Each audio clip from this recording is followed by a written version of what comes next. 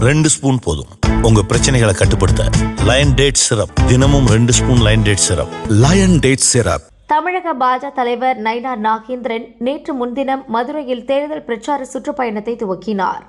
தமிழகம் தலைநிமிர தமிழனின் பயணம் என்ற முழக்கத்துடன் அவர் புறப்பட்டுள்ளார். தமிழகத்தில் தேஜ கூட்டணி ஆட்சி அமைய வேண்டும் என்ற இலக்கு இதில் மையமாக உள்ளது.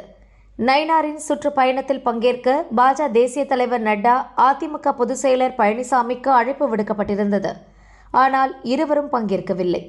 பழனிசாமி சார்பில் முன்னாள் அமைச்சர்கள் செல்லூர் ராஜு, உதயகுமார், மதுரை மாவட்ட செயலர் ராஜன் செல்லப்பா பங்கேற்றனர்.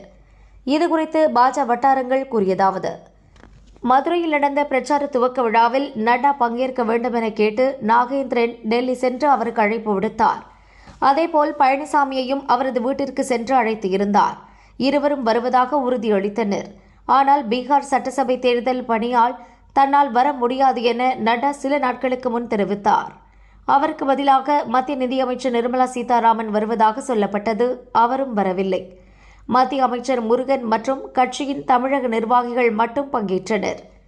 அதே நேரம் அதிமுக தவேக கூட்டணி அமைந்தால் பாஜகவை கழற்றிவிடும் முடிவை எடுப்பதற்கு வசதியாக பழனிசாமியும் துவக்க விழாவுக்கு வரவில்லை என கூறப்படுகிறது என்று அக்கட்சி வட்டாரங்கள் கூறின.